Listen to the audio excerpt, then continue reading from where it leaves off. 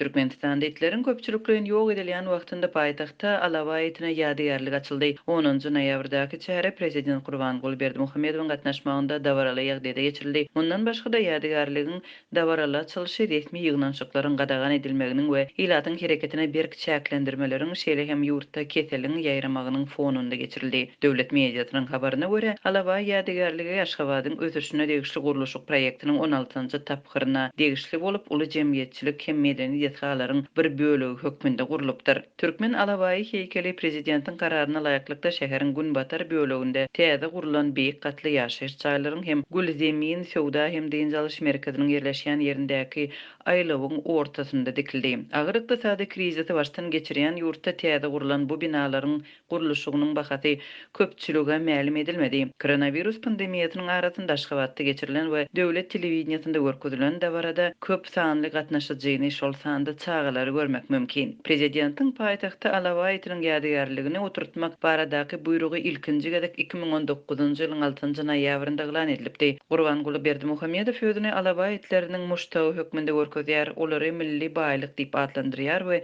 kitap bagyşlaýar. Geçen ýylyň 13-nji sentýabrynda Türkmen prezidenti Alawaýa bagyşlanan goşgusyny hökümet agzalaryna okap berdi. Aşgabatda ýetiň heýkeliniň açylmagy ýurtda öý haýwanlarynyň ýok edilmeginiň ýene-de güýçlenen pursadyna gabat geldi. Birnäçe hepdeniň dowamında Azatlygyň Türkmenistandaky habarçylary we haýwanlary goraýjylar ýurt boýunça itleri hem pişikleri wahşylarça öldürmek bilen baglanyşykly köp sanly wakany habar berdiler. Aşgabatda jemaat gulluklarının işgärleri haýwanlary ýok etmek üçin zäherli imitleri ýerleşdirýärler. Vilayatlarda bolsa itler geçip barýan adamlaryň gözüniň öňünde tüpeň bilen atylýar ýa-da demir bilen urulup öldürilýär. Azatlyga ma'lum bolşyna görä 10-njy noýabrda paýtagtda Türkmen Alawaý heýkeliniň açylan güni vilayat şäherleriniň birinde köçelerde itler rehimsizlik bilen öldürildi. Wakalara şahit bolan çeşmelerimiziň habaryna görä bu Lewap vilayatynyň merkezi Türkmenawat şäherinde bolupdyr. Şu gün mektep ýerleşýän köçede birnäçe mektep okuwçysynyň ýanynda birnäçe it öldürildi diýip adynyň efirde agdalmalygyny soran çeşmelerimiziň biri gurrun berdi. Şahyatlaryň sözlerine görä itler eli armaturaly adamlar tarapyndan öldürilipdir. Käbir ýaşaýjylaryň nägileligine we haýwanlary öldürmezlik haýyşyna garamazdan gyrgynçylyk hemmeleriň öňünde bolup geçipdir. Azatlyga çeşmelerden gelen video ýazgyda sport eşikli, eli demir taýakly erkek adamlaryň köçelerde geçip barýan adamlara hem çağalara garamazdan adama öwrenşen ynanjan itleri kowalap taýaklaýandygyny görüp bolýar. Azatlyk çeşmeleriniň gizlenligini we howpsuzlygyny berja etmek maksady bilen bu video ýazgylary çap etmekden saklanýar. Çeşmelerimiziň habaryna görä şahyatlar polisiýa ýüz tutupdyr. Ýöne olara sanitariýa epidemiologiýa stansiýasyna jaň etmek maslahat berilipdir. Ol ýerde de işgärler özlerini muňa jogapkär däldigini aýdypdyr. Azatlyk radiosy Türkmenawat şäheriniň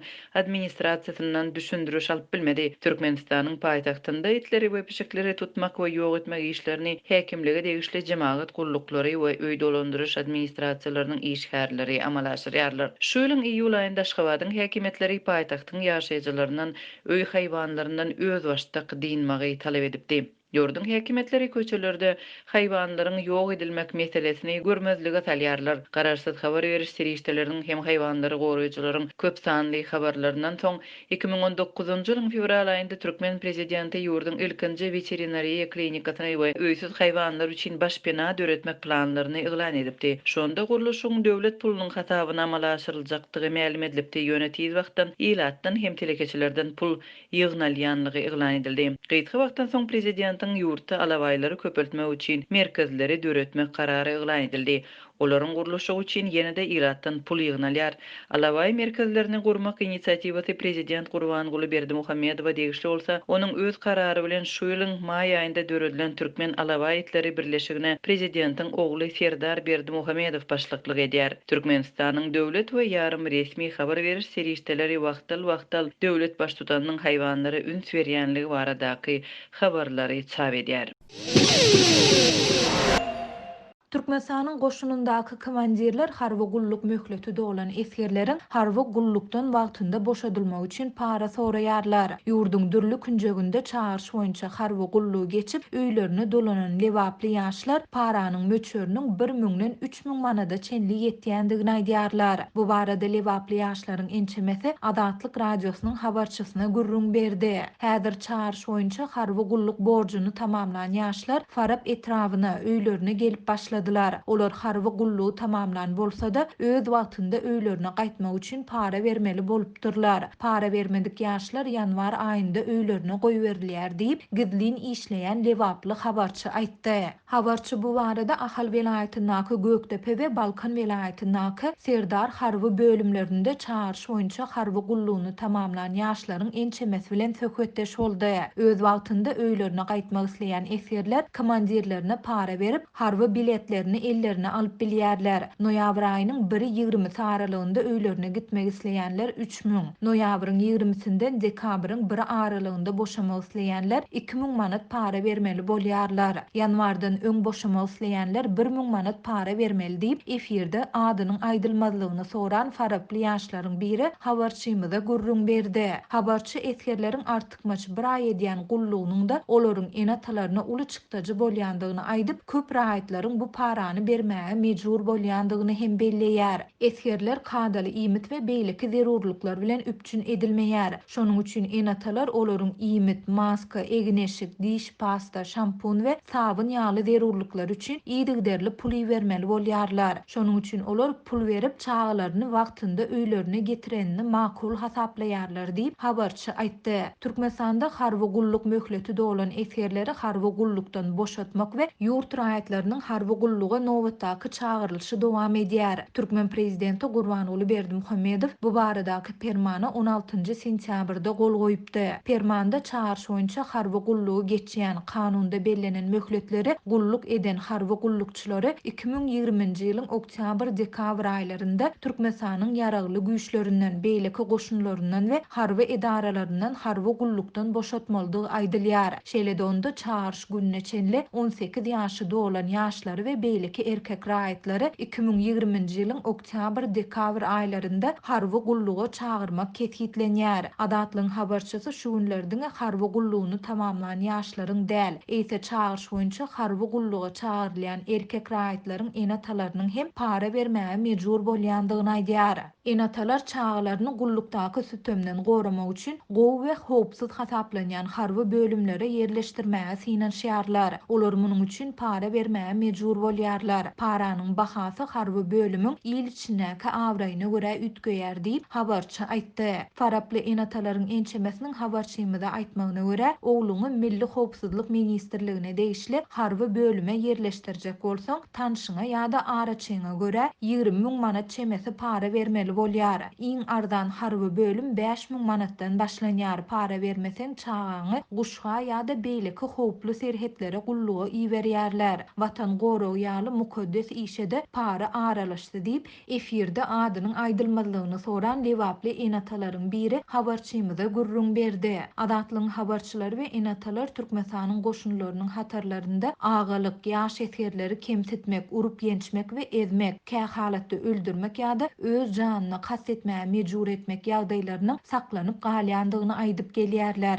Ýokarda beýan edilen ýagdaýlar boýunça Türkmenistanyň Gorunmak Ministrliginden edilen ençeme synanşyklara garamazdan hiç ýyly kommentari almak başartmady. Transparency International guramasynyň korrupsiýa boýunça geçen ýyl ýaýradan hasabatynda Türkmenistan Günnäri Ýewropa we Merkezi Aziýa regionunda iň izzaky orunda yerleşdirildi. Aşgabatda polisiýanyň ýol gözegçiligi gullugynyň işgärleri awtolawlaryň zawoddan çykarlanda goýulan ýeni bir bölegine degişli täze çäklendiriji düzgüni talap edip başladylar. Adatlyk radiosynyň bu barada habar berýän Aşgabatly habarçysynyň tasdiklamagyna görä, bu düzgüne laýyklykda awtolawyň döwlet belgesiniň oturdylýan ýeriniň ýokarky we aşaky böleklerindäki gara renkli gözenekleri ulagyň renkine boýamak talap edilýär. Bu gözenekler ulaglar zawod öndürjüsi tarapyndan berilende gara renkde bolýar. Köçelerdäki polisiýa işgärleri häzir ulaw haýsy renkde bolsa, olary şol renkde boýamagy talap edýärler. Onu renklemek işi sürüjülere 1500-1600 manada düşýär diýip habarçymyz gurrun berdi. Habarçy bu düzgüniň şeýpdäniň duşanbe gününden talap edilip başlanandygyny we onuň berjaý edilmegini soraýan polisiýa işgärlerini şäheriň şaý ýollarynda şol sanda Atamurat Niýazow we Görogly köçelerinde görse bolýandygyny hem bellidi. Onun sözlerine göre häzirki wagtda polisiýa işgärleri sürüjileri bu täze talap barada duýdurmak bilen çäklenýärler we ony ýakyn wagtda berja etmedik sürüjilere jerime salynıp başlanjakdygyny aýdýarlar. Polisiýa işgärleri ulaglaryň bu böleginiň taky kaçana çenli boýalmalydygy barada hiç zat aýtmaýarlar. Ýöne olar bilen dawa edip bu barada kanunyň ýa-da kararyň niresinde ýazylandygyny görkezmegi talap edýän sürüjileriň ulaglaryny çoğunludaky jerime durulgysyna äkidýärler. Sürüjilere awtologyň daşky görnüşiniň talaba laýyk däldigi aýdylyp 100 manat jerime salynýar we olardan muny düzetjekdikleri barada dilhata alynýar diýip habarçy bellidi. Habarçy dilden edilýän bu talap barada şäheriň polisiýa bölüminde we çoğunludaky Aşgabat ýol gözegçilik müdirliginde hiç hili resmi bildirişiň ýa-da düşündirişiň ýokdugyny hem aýtdy. Adatlyk radiosu ýokarda beýan edilen ýagdaýlar barada Türkmenistanyň içeri işler ministrliginden, paýtagtyň polisiýa bölümünden we çoğunludaky Aşgabat ýol gözegçilik müdirliginden kommentari alyp bilmedi. Soňky 10 ýyl çemesi wagtyň dowamında Türkmenistanda raýatlaryň hususy awtologlar bilen bagly onlarça çäklendirme we gadagynçylyk girdildi. Bu çäklendirmeleriň we gadagynçylyklaryň käbiri ýürite görkezme esasynda güýje girdilen bolsa, aglabasy dil üstü bilen talap edildi. Ýurtda hususy eçilikdäki ulaglaryň gara we garamtyl renklerde bolmagy gadagyn edilip, olaryň ak, çal ýa-da açyk renklere boýalmalydygy baradaky talap bu çäklendirmeleriň iň esaslarynyň biridir.